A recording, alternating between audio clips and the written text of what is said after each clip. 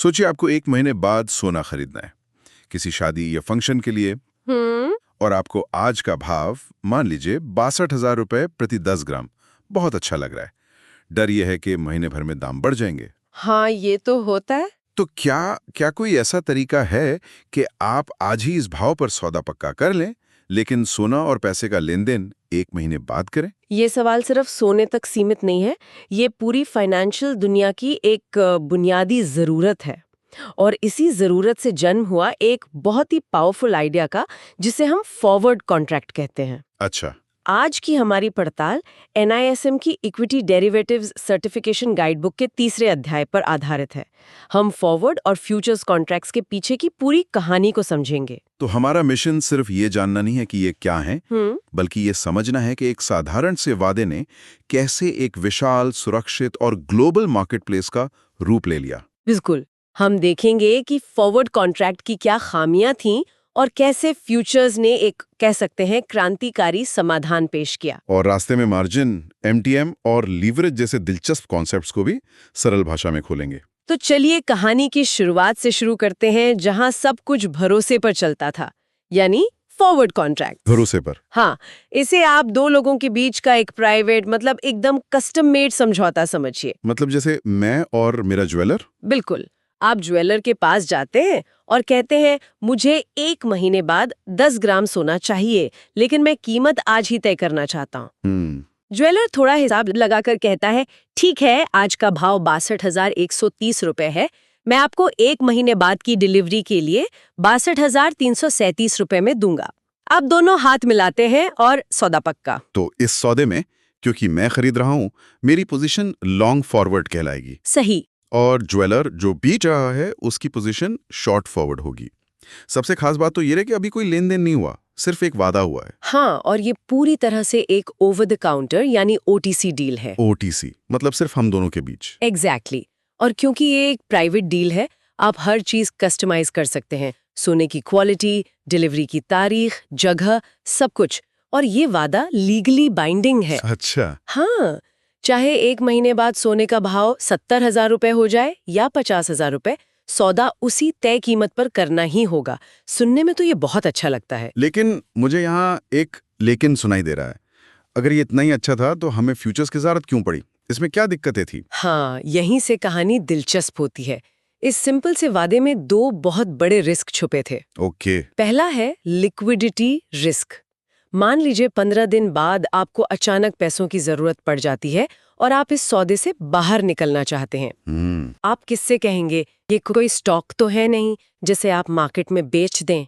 आपको कोई ऐसा तीसरा आदमी ढूंढना पड़ेगा जो ठीक आपकी शर्तों पर सौदा खरीदने को तैयार हो, जो लगभग नामुमकिन है। और दूसरा रिस्क तो शायद इससे भी बड़ा है। कौन सा? क्या होगा अगर ज्वेलरी मुकर जाए? एग्जैक्टली, यही है दूसरा और सबसे खतरनाक रिस्क, काउंटर पार्टी रिस्क या डिफॉल्ट रिस्क।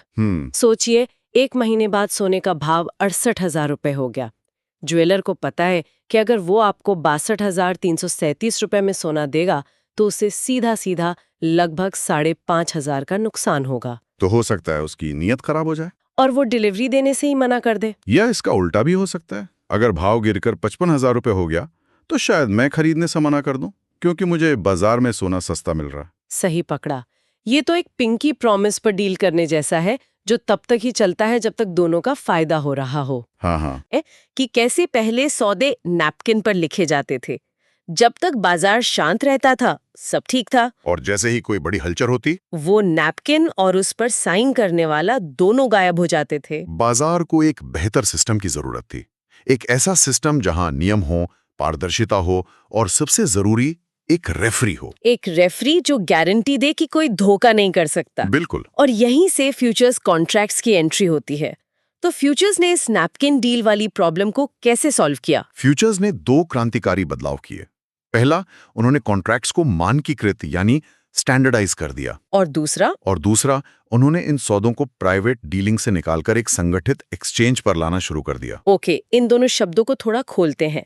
मानकीकृत का क्या मतलब है? इसका मतलब है कि एक्सचेंज ने कॉन्ट्रैक्ट की ज्यादातर शर्तें पहले से ही तय कर दी। जैसे एक कॉन्ट्रैक्ट में कितनी क्वांटिटी होगी, जिसे लॉट साइज कहते हैं, उसकी क्वालिटी क्या होगी, कॉन्ट्रैक्ट कब खत्म होगा यानी एक्सपायरी डेट।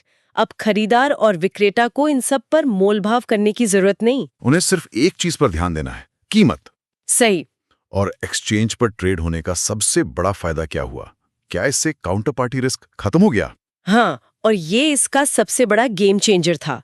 जब आप एक्सचेंज पर कोई फ्यूचर्स कॉन्ट्रैक्ट खरीदते या बेचते हैं तो आप असल में किसी दूसरे व्यक्ति से सीधे डील नहीं कर रहे होते। तो फिर किससे कर रहे होते हैं? आपके और दूसरी पार्टी के बीच में एक्सचेंज की एक बॉडी आ जाती है जिसे क्लियरिंग कॉर्पोरेशन कहते हैं। मतलब ये क्लियरिंग कॉर्पोरेशन एक बिचौली की तरह काम करती है। एक बिचौलिए से भी बढ़कर क्लियरिंग कॉर्पोरेशन हर खरीदार के लिए विक्रेता बन जाती है और हर विक्रेता के लिए खरीदार। ये हर सौदे के सेटलमेंट की गारंटी लेती है। गारंटी लेती है। हाँ, अब अगर सामने वाली पार्टी डिफॉल्ट भी कर जाए तो आपको कोई फर्क नहीं पड़ेगा क्योंकि आपकी डील क्लियरिंग कॉर्पोरेशन के साथ है। इसने काउंटर पार्टी रिस्क को पूरी तरह से खत्म कर दिया। वाह, ये तो वाकई एक बहुत बड़ा सुधार है। चलिए इसे एक असली उदाहरण से समझते हैं। हमारी गाइड बुक में निफ्टी फ्यूचर्स का जिक्र है। मान लीजिए हम निफ्टी फ्यूचर्स का एक फ्यूचर्स कॉन्ट्रैक्ट देख रहे हैं। इसमें क्या क्या स्पेसिफिकेशंस होंगी? ठीक है, एक निफ्टी फ्यूचर्स कॉन्ट्रैक्ट को देखते हैं। सबसे पहले इसका अंडरलाइंग एसेट निफ्टी 50 इंडेक्स है। मतलब इस कॉन्ट्रैक्ट की कीमत निफ्टी के ऊपर नीचे होने से तय होगी। सिंपल। फिर आता है लॉट साइज। एसईबी और एक्सचेंज तय करते हैं कि एक लॉट में कितनी यूनिट्स होंगी। निफ्टी के लिए ये फिलहाल 25 है। मतलब जब आप एक निफ्टी फ्यूचर्स खरीदते हैं तो आप असल में निफ्टी की 25 यूनिट्स पर दांव लगा रहे हैं। बिल्कुल। और यहाँ एक अपडेट भी है। सेबी के नए नियमों के हिसाब से नवंबर 2024 से कॉन्ट्रैक्ट की वैल्यू 15 से 20 लाख रुपए के बीच रखी जाएगी, जिससे भविष्य में ये लॉट साइज बदल सकता है। सही कहा। फिर होती है कॉन्ट्रैक्ट साइकिल। एक्सचेंज पर एक ही समय में अलग अलग एक्सपायरी के कॉन्ट्रैक्ट्स मौजूद होते हैं। आमतौर पर 3 महीने के, नियर मंथ, नेक्स्ट मंथ और फार मंथ। और आखिर में एक्सपायरी का दिन, जो एनएसई पर इंडेक्स फ्यूचर्स के लिए महीने का आखिरी मंगलवार होता है। इस दिन सारे खुले सौदे अपने आप सेटल हो जाते हैं। ओके, तो ये तो कॉन्ट्रैक्ट का ढांचा हो गया। लेकिन फ्यूचर्स की दुनिया में कुछ और शब्द भी हैं जो बार बार सुनने को मिलते हैं, जैसे मार्जिन। मैंने सुना कि फ्यूचर्स में ट्रेड करने के लिए आपको पूरी रकम नहीं देनी पड़ती। सही सुना। और यही फ्यूचर्स का सबसे बड़ा आकर्षण और सबसे बड़ा खतरा भी है। इसे लीवरेज कहते हैं। लीवरेज? जब आप कोई फ्यूचर्स कॉन्ट्रैक्ट खरीदते हैं तो आपको पूरे सौदे की कीमत नहीं चुकानी होती है। आपको बस एक छोटी सी रकम, एक तरह की सिक्योरिटी डिपॉजिट जमा करनी होती है। इसे इनिशियल मार्जिन कहते हैं। उदाहरण के लिए मान लीजिए निफ्टी फ्यूचर्स 22,250 पर ट्रेड कर रहा है और लॉट साइज 25 का है, तो पूरे कॉन्ट्रैक्ट की वैल्यू हुई 22,250 गुणा 25, यानी 5,56,250 रुपए। सही। अब अगर एक्सचेंज 10% का इनिशियल मार्जिन मांगता है तो आपको ये सौदा करने के लिए सिर्फ 55,625 रुपए जमा करने होंगे। सिर्फ 55,000? हाँ, मतलब आपने सिर्फ 55,000 रुपए लगाकर 5.5 लाख से ज्यादा के पोजीशन को कंट्रोल कर लिया। ये है लीवरेज की ताकत। रुकिए, ये तो सुनने में कुछ ज्यादा ही अच्छा लग रहा है। सिर्फ 55,000 रुपए में 5.5 लाख की चीज को कंट्रोल करना, इसमें कोई तो कैच होगा। ये तो बहुत ज्यादा रिस्की लगता है। आपका शक बिल्कुल सही है और यही वो सवाल है जो हर नए ट्रेडर को पूछना चाहिए।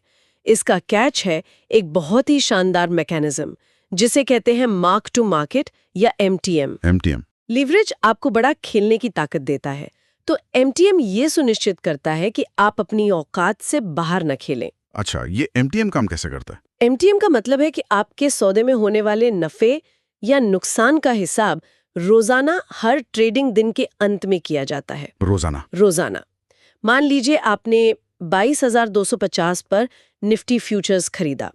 दिन के अंत में निफ्टी फ्यूचर्स 22,308.70 पर बंद हुआ। तो मुझे 58.70 पॉइंट्स का फायदा हुआ। सही। अब इस 58.70 पॉइंट्स को लॉट साइज यानी 25 से गुणा कीजिए। ये हुआ 1,468 रुपए। ये 1,468 रुपए का मुनाफा उसी शाम आपके ट्रेडिंग अकाउंट में क्रेडिट हो जाएगा। ये पैसा आप अगले दिन निकाल सकते हैं। वाह, मतलब आपको प्रॉफिट के लिए कॉन्ट्रैक्ट की एक्सपायरी तक रुकने की जरूरत नहीं है, पैसा उसी दिन अकाउंट में। ये तो बहुत इंटेंस है। हाँ, और अगर नुकसान होता तो अगर फ्यूचर्स 50 पॉइंट नीचे बंद होता तो 50 गुणा 25 यानी 1,250 रुपए आपके मार्जिन अकाउंट से उसी शाम काट लिए जाते। और अगर नुकसान बढ़ता गया तो? अगर नुकसान इतना ज्यादा हो जाए कि आपका मार्जिन एक तय लेवल से नीचे चला जाए तो ब्रोकर आपको मार्जिन कॉल देगा, यानी और पैसे डालने को कहेगा। अगर आप पैसे नहीं डालते तो ब्रोकर आपकी पोजीशन को खुद ही काट देगा। तो एमटीएम रोजाना का हिसाब किताब करके ये पक्का करता है कि किसी एक दिन का बड़ा नुकसान सिस्टम को डुबा ना दे। बिल्कुल। तो लीवरेज एक दोधारी तलवार है, बड़ा मुनाफा भी दे सकता है और अगर आप सावधान नहीं हैं तो आपका अकाउंट बहुत जल्दी खाली भी कर सकता है। एमटीएम उसी का सेफ्टी मैकेनिज्म है। सही। ओके, एक और शब्द है जो मैंने सुना है, ओपन इंटरेस्ट। इसका क्या मतलब है?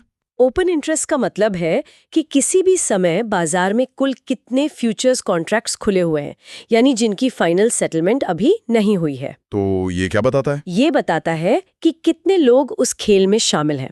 अगर ओपन इंटरेस्ट ज्यादा है तो इसका मतलब है कि बाजार में लिक्विडिटी ज्यादा है और बहुत सारे खरीदार और विक्रेता मौजूद हैं। अच्छा। एक ट्रेडर के लिए ओपन इंटरेस्ट में अचानक आया बड़ा बदलाव एक बहुत बड़ा सिग्नल होता है।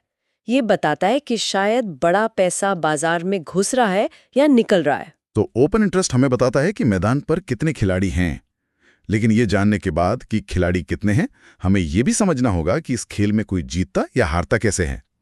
यहाँ पर शायद पे ऑफ चार्ट्स काम आते हैं। बिल्कुल सही कनेक्शन बनाया। पे ऑफ चार्ट्स फ्यूचर्स के खेल का स्कोर बोर्ड है। ये एक सिंपल सा ग्राफ है जो दिखाता है कि अंडरलाइंग एसेट की कीमत बदलने पर आपको कितना फायदा या नुकसान होगा। इसे ऐसे समझते हैं जैसे हम किसी टीम पर शर्त लगा रहे हैं। अच्छी एनालॉजी है। अगर मैं लॉन्ग फ्यूचर्स लेता हूं, मतलब मैं खरीदता हूं, तो इसका मतलब है कि मैं उस टीम पर दांव लगा रहा हूं जो कहती है कीमत बढ़ेगी। एकदम सही। मान लीजिए आपने 100 रुपए पर कोई फ्यूचर्स खरीदा। अगर कीमत बढ़कर 150 हो जाती है तो आपकी टीम जीत गई और आपको 50 रुपए का मुनाफा हुआ। और कीमत जितनी ज्यादा बढ़ेगी मुनाफा उतना ही बढ़ता जाएगा। हाँ, इसकी कोई ऊपरी सीमा नहीं है। लेकिन अगर कीमत गिरकर 70 रुपए हो गई तो मेरी टीम हार गई, मुझे 30 रुपए का नुकसान होगा और कीमत जितनी गिरेगी मेरा नुकसान भी उतना ही बढ़ता जाएगा। तो लॉन्ग पोजीशन में मुनाफा और नुकसान दोनों असीमित हो सकते हैं। और शॉर्ट फ्यूचर्स इसका ठीक उल्टा है। जब आप फ्यूचर्स बेचते हैं तो आप उस टीम पर दांव लगा रहे हैं जो कहती है कीमत गिरेगी। अगर आपने 100 रुपए पर बेचा और कीमत गिरकर 60 हो गई तो आप जीत गए, आपको 40 रुपए का मुनाफा होगा। लेकिन अगर कीमत बढ़ गई तो आपका नुकसान भी असीमित हो सकता है। तो ये समझना बहुत जरूरी है कि फ्यूचर्स एक जीरो सम गेम है। बिल्कुल, यहाँ कोई नया पैसा नहीं बनता। एक का मुनाफा किसी दूसरे का नुकसान होता है। ठीक है, अब एक बड़ा सवाल, ये फ्यूचर्स की कीमत आखिर तय कैसे होती है? ये हमेशा स्पॉट प्राइस यानी आज की कीमत के बराबर क्यों नहीं होती, कभी ज्यादा कभी कम? इसके पीछे बाजार की 2 बड़ी थ्योरीज काम करती हैं। पहली है कॉस्ट ऑफ कैरी मॉडल। ये एक तरह से गणितीय मॉडल है। गणितीय? हाँ, ये कहता है कि फ्यूचर्स की सही कीमत होनी चाहिए, spot price plus cost of carry. Cost of carry, ये सुनने में थोड़ा टेक्निकल लगता है। इसे एक आसान उदाहरण से समझते हैं। मान लीजिए आपने किराए पर देने के लिए एक घर खरीदा है। उस घर को होल्ड करने की आपकी नेट लागत क्या होगी? मेरे होम लोन का ब्याज और उसमें से जो किराया मिला उसे घटा दूंगा। सही। स्टॉक के मामले में भी ऐसा ही है। कॉस्ट ऑफ कैरी का मतलब है उस स्टॉक को खरीदने के लिए लगे फाइनेंस का ब्याज, जिसमें से उस दौरान मिला डिविडेंड घटा दिया गया हो। ये उस चीज को भविष्य तक कैरी करने का नेट खर्चा है। तो क्या आप ये कह रहे हैं कि बाजार इतना कुशल है कि वो फ्यूचर्स की कीमत लगभग एक गणित के फॉर्मूले की तरह तय करता है ताकि कोई मुफ्त का पैसा ना कमा सके? एग्जैक्टली, यही इस मॉडल का सार है। अगर किसी भी वजह से फ्यूचर्स की कीमत इस फॉर्मूले से ज्यादा हो जाए तो बाजार में बैठे आर्बिट्राइजर्स तुरंत हरकत में आ जाते हैं। वो क्या करते हैं? वे कैश मार्केट में स्टॉक खरीदेंगे और साथ ही साथ फ्यूचर्स मार्केट में उसे महंगे दाम पर बेच देंगे और इस बीच के अंतर को बिना किसी रिस्क के अपनी जेब में डाल लेंगे। वाह! उनकी इस गतिविधि से कीमतें वापस संतुलन में आ जाती हैं। ये तो बहुत दिलचस्प है। और दूसरी थ्योरी क्या है? दूसरी थियरी है एक्सपेक्टेशंस मॉडल। ये थोड़ी साइकोलॉजिकल है। ये कहती है कि फ्यूचर्स की कीमत कुछ और नहीं बल्कि भविष्य में स्पॉट प्राइस क्या होगा, इसका बाजार का सामूहिक अनुमान है। मतलब ये बाजार का मूड या सेंटिमेंट बताता है? हाँ, और इसी से जुड़े 2 शब्द है कॉन्टेंगो और बैकवर्डेशन। मैंने सुना है ये शब्द। जब फ्यूचर्स की कीमत स्पॉट प्राइस से ज्यादा होती है तो उसे कॉन्टेंगो कहते हैं। ये आमतौर पर बाजार में तेजी की उम्मीद को दर्शाता है। और बैकवर्डेशन? जब फ्यूचर्स प्राइस स्पॉट प्राइस से कम होता है तो उसे बैकवर्डेशन कहते हैं, जो अक्सर मंदी की आशंका का संकेत हो सकता है। तो हमने ये समझ लिया कि फ्यूचर्स क्या हैं, कैसे काम करते हैं और उनकी कीमत कैसे तय होती है। अब आखिरी सवाल पर आते हैं। असल दुनिया में इनका इस्तेमाल कौन लोग करते हैं और क्यों? मोटे तौर पर बाजार में 3 तरह के खिलाड़ी होते हैं। पहले हैं हेजर्स।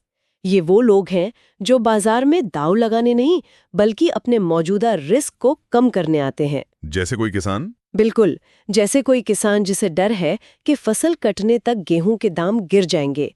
वो आज ही गेहूं का फ्यूचर्स कॉन्ट्रैक्ट बेचकर अपनी फसल की कीमत को लॉक कर सकता है। दूसरे हैं स्पेक्यूलेटर्स या ट्रेडर्स। हाँ, ये वो लोग हैं जो कीमत की दिशा का अनुमान लगाकर मुनाफा कमाना चाहते हैं। ये लीवरेज का इस्तेमाल करके कम पैसों में बड़ी पोजीशन लेते हैं। अनुमान सही तो बड़ा मुनाफा, अनुमान गलत तो नुकसान भी उतना ही बड़ा। और तीसरे? कीमतों में छोटे-मोटे अंतर को ढूंढते हैं और उनका फायदा उठाकर रिस्क फ्री मुनाफा कमाते हैं। उनकी वजह से बाजार में कीमतें एक समान रहती हैं और बाजार कुशल बनता है। तो आज की चर्चा में हमने फॉरवर्ड कॉन्ट्रैक्ट के एक साधारण वादे से लेकर फ्यूचर्स कॉन्ट्रैक्ट्स के एक सुरक्षित और ग्लोबल सिस्टम तक का सफर तय किया। हमने देखा कि कैसे काउंटर पार्टी रिस्क जैसी समस्याओं ने फाइनेंशियल इनोवेशन को जन्म दिया। बिल्कुल। और हमने ये भी समझा कि फ्यूचर्स सिर्फ सट्टेबाजी का एक साधन नहीं है। ये हेजिंग के जरिए जोखिम को मैनेज करने, आर्बिट्राज के जरिए बाजार को कुशल बनाने और प्राइस डिस्कवरी में मदद करने वाला एक बहुत ही महत्वपूर्ण टूल है। आज के इस गहरी पड़ताल के अंत में एक विचार छोड़ जाते हैं। हमने अभी तक एक समय में एक ही फ्यूचर्स कॉन्ट्रैक्ट खरीदने या बेचने की बात की। स्प्रेड कहते हैं। ये एक बहुत ही दिलचस्प स्ट्रैटेजी है। इसमें ट्रेडर कीमत की दिशा पर दांव नहीं लगा रहा है। तो फिर किस पर लगा रहा है? वो इस बात पर दांव लगा रहा है कि समय के साथ इन 2 अलग-अलग महीनों के फ्यूचर्स की कीमतों के बीच का रिश्ता कैसे बदलेगा। ये फ्यूचर्स की दुनिया का एक और गहरा आयाम है जिसके बारे में और खोजा